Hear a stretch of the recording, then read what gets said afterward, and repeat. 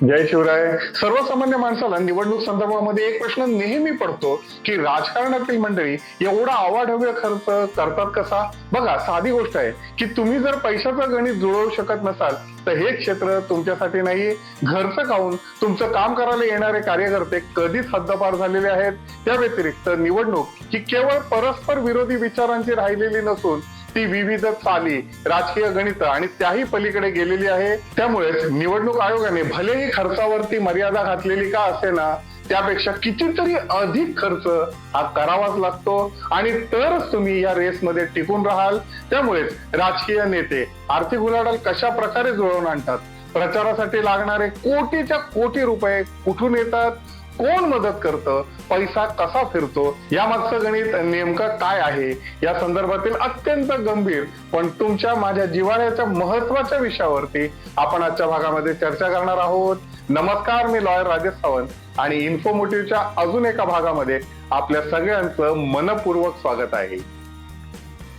लोकसभा असो की अगदी स्थानिक पातळीवरती ग्रामपंचायतीची निवडणूक असो, सगळ्यांसाठी खर्च हा होतोच. पोस्टर, बॅनर, रोड शो, जनसंपर्क, सोशल मीडिया, वाहतूक, कार्यकर्त्यांचं व्यवस्थापन, या सगळ्यांसाठी ना खूप मोठा निधी लागतो. म्हणूनच राजकीय नेत्यांना सर्वप्रथम आर्थिक गणित तयार करावं लागतं. हे नियोजन जर चुकलं तर प्रचार अर्धवट राहू शकतो आणि म्हणूनच पैशाचा हक्काचा पहिला स्रोत आहे तो म्हणजे पक्षाकडून मिळणारी मदत. मोठे राजकीय किंवा प्रादेशिक जे पक्ष असताना ते बऱ्याच प्रमाणात प्रत्यक्ष किंवा अप्रत्यक्षरित्या आर्थिक सहाय्य करत असतात. त्यांच्या पक्षाची एक फळी असते, ती फक्त आणि फक्त निवडणूक यासाठीच राखीव असते. ही मंडळी 24 तास फक्त निवडणूक कार्यक्रमातच व्यस्त असतात. पण ही मदत सर्वांना समान मिळत नाही. तर त्या व्यक्तीची लोकप्रियता, जिंकण्याची शक्यता, पूर्वीचा परफॉर्मन्स, या सगळ्यावरती ते अवलंबून असतं. दुसरा स्रोत म्हणजे डोनर्स किंवा स्पॉन्सरर्स. स्थानिक ठिकाणी मोठमोठे समर्थक, व्यापारी, बिल्डर, उद्योगपती आपली आर्थिक मदत करत असतात. साहजिकच निवडून आल्याच्या नंतर ही मंडळी त्यांचा फायदा करून देतील ही अपेक्षा असते आणि म्हणूनच जर आपण बारकाईने बघितलं तर लक्षात येतं की शहरांचा जो विकास नियोजन आराखडा असतो तो सगळा या मंडळींना सरळ सरळ फायदा देणारा असतो. थोडक्यात त्याला गिव्ह अँड टेक मॉडेल म्हणतात. आमच्या परिचयातील एक आमदार हा त्याच्या मतदारसंघामध्ये रस्ते धड नाहीत पण तो मेट्रोसाठी खूपच आग्रही आहे, कारण तो स्वतः पण एक बिल्डर आहे आणि त्याच्या विभागामध्ये मोठमोठे प्रकल्प आहेत. ते विकताना लोकांना मेट्रोचं गाजर दाखवणं सोपं पडतं. त्यानंतर तिसऱ्या क्रमांकावरती येते ती म्हणजे तुमची वैयक्तिक बचत आणि कुटुंबाचा आधार. बरेच उमेदवार स्वतःच्या पैशातून मोठ्या प्रमाणामध्ये खर्च करतात, खास करून ज्यांना निवडणूक लढवण्याचं व्यसन लागलंय. व्यसन यासाठी म्हणतो कारण एकदा का तुम्ही निवडणूक लढवली की तुमची समाजामध्ये एक प्रतिमा उभी राहते आणि ही प्रतिमा तुम्हाला हवी हवीशी वाटते. एखाद्या कार्यक्रमामध्ये तुम्ही गेलात तर तुम्हाला वेगळी व्हीआयपी ट्रीटमेंट मिळते. कधी माईक वरून तुमची घोषणा केली जाते, लोक तुम्हाला ओळखू लागतात. तर अशा प्रकारे निवडणुकीमध्ये सतत अपयशी ठरल्याच्या नंतरही त्या व्यक्तीला प्रत्येक वेळी निवडणूक लढवावीशी वाटते, कारण लोकांमध्ये असलेली त्याची ओळख. मग कधीतरी एखाद्या वेळेस त्याला लॉटरी लागेलही. तर असे नवखे आणि सातत्याने निवडणूक लढवावी असे वाटणाऱ्या मंडळींचा खर्च बऱ्याचदा त्यांच्या वैयक्तिक निधीतून होतो किंवा मग कुटुंबातली कोणतरी मंडळी, मित्र, नातेवाईक काही प्रमाणामध्ये भार उचलतात. चौथा स्रोत म्हणजे पक्षातील इतर नेते व गट आर्थिक मदत देतात, कारण त्यांना ना वरिष्ठ पातळीवरती त्यांचा दबदबा तयार करायचा असतो. महाराष्ट्राचे उपमुख्यमंत्री या बाबतीमध्ये खूपच उदार आहेत आणि ते मुक्त हस्ते मदत करतात असं मी ऐकून आहे. 2019च्या लोकसभा निवडणुकीमध्ये पक्षाच्या प्रत्येक उमेदवाराला त्यांनी 1 करोड रुपये प्रचारासाठी वाटले होते. साधारणपणे याला पॉलिटिकल नेटवर्क फंडिंग म्हणतात. पाचवा स्रोत म्हणजे खूप कमी जणांनी तो वापरला आहे, तो आहे क्राऊड फंडिंग. म्हणजे जनतेच्या कडूनच निवडणूक फंड जमवायचा आणि त्यातून हा निवडणुकीचा खर्च भागवायचा. महाराष्ट्रातील एक शेतकरी नेते ज्यांनी विधानसभा आणि नंतर लोकसभा निवडणुकीतही याच प्रकारे निधी जमवला होता.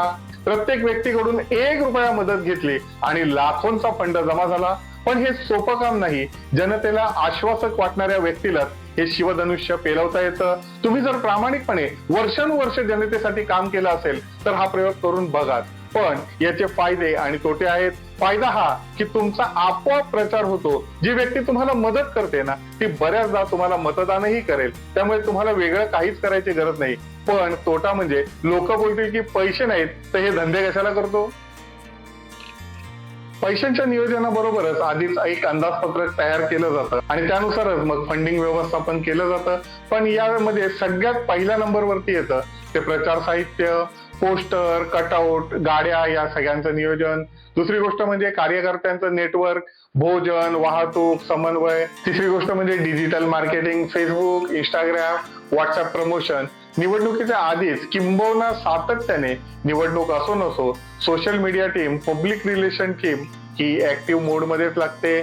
चौथी गोष्ट म्हणजे मतदार संपर्क मोहीम, दरवाजे दरवाजे भेट, सभा, कार्यक्रम, कोणत्या बूथवर किती खर्च करायचा, कोणत्या भागामध्ये किती कार्यक्रम, हे गणित मुद्दाम तज्ज्ञांकडूनच तयार केलं जातं. पण खर्चाचं हे प्रकरण इथे थांबत नाही, कारण वरील सगळे खर्च हे बँक खर्चातून दाखवून ते निवडणूक कार्यालयामध्ये सादर केले जातात. पण त्या व्यतिरिक्त बराचसा निधी हा रोखीतून, ज्याची अधिकृत नोंद केली जात नाही, तो असतो तो वाटाचा. आता या विषयावरती जाहीरपणे मला बोलता येणार नाही, पण तुम्हाला समजलं असेल मला काय म्हणायचं आहे ते. भावनाओं को समजो यार.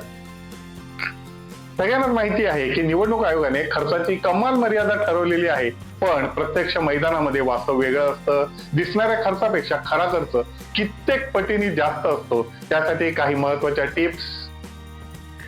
आर्थिक गणित जुळवण्याची पॉलिटिकल स्ट्रॅटेजीची सुरुवात तुम्हाला बऱ्याच आधी करावी लागते. निवडणुकीच्या किमान 6 महिने आधी तरी निधी उभारणीला सुरुवात होते. मोठी आर्थिक रसद पुरवणाऱ्याला आधीच सेट करून ठेवायला लागतं.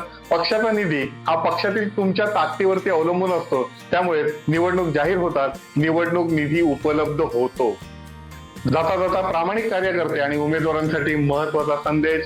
सगळी सोंग आणता येतात पण पैशाचं नाही. त्यामुळे तुम्हाला जर या क्षेत्रामध्ये यशस्वी व्हायचं असेल तर सातत्याने वाहणारा आर्थिक प्रवाह निर्माण करावा लागेल. त्याला पर्याय नाही. हा ओघ सातत्याने त्या प्रमाणामध्ये वाढावा सुद्धा लागतो. आज निवडणूक लढवायला जो खर्च येतो ना, त्यापेक्षा काही पटीमध्ये खर्च हा पुढील निवडणुकीमध्ये होऊ शकतं की पक्षाची नजर तुमच्यावरती असेल. आज नगरसेवकासाठी तुम्ही रिंगणामध्ये आहात, तर येत्या कालावधीमध्ये तुम्हाला नगराध्यक्ष किंवा विधानसभा, लोकसभा लढवावी लागेल. त्यामुळे तुमची तगडी मसल पॉवर असणं हे काळाची गरज आहे. तुम्ही उपलब्ध नसतानाही सहलीला असाल, परदेशात गेला असाल, तरीही तुमच्या पैशांची वाढ ही चक्रवाढ गतीने व्हायला हवी. आर्थिक सुबत्ता हा वेगळा विषय आहे आणि त्यासाठीच मी याच किंवा वेगळ्या चॅनलवरती एक मालिका सुरू करतोय जी सगळ्यांनाच उपयोगी पडेल. एक महत्वाची गोष्ट की निवडणुकीमध्ये तुमचे कितीही पैसे खर्च झाले तरी जिंकल्यानंतर आपल्याच मतदारांची बांधिलकी ठेवा, ज्यांनी तुम्हाला मत दिलं नाही. आता होतं काय की ईव्हीएम पद्धती मतमोजणीमध्ये आहे ना, तुम्हाला बूथ प्रमाणे मिळालेली मतं समजतात. त्यामुळे फक्त तुमचा मतदार जेथे मोठ्या प्रमाणामध्ये आहे तेथेच लक्ष द्यायचं आणि कमी मतदान असलेल्या ठिकाणी राग काढायचं हे अपरिपक्वतेचं लक्षण आहे. निवडणूक संपल्याच्या नंतर ज्यांनी तुम्हाला मतं दिली नाही ना, ते पण तुमचेच आहेत आणि काम त्यांचंही करायचं. काही जण आधी तुमच्या बरोबर येतात, काही जण नंतर. पण 20% राजकारण आणि 80% समाजकारण असा यशस्वी फॉर्म्युला असतो या क्षेत्रासाठी. हा भाग आपण इथेच संपवतोय. जर हा एपिसोड तुम्हाला आवडला तर तो लाईक, शेअर करा. आमच्या चॅनेलला सबस्क्राईब करा. पुन्हा भेटू एका नवीन विषयासह. तोपर्यंत मजेत राहा, आनंदात राहा, हसत राहा. धन्यवाद.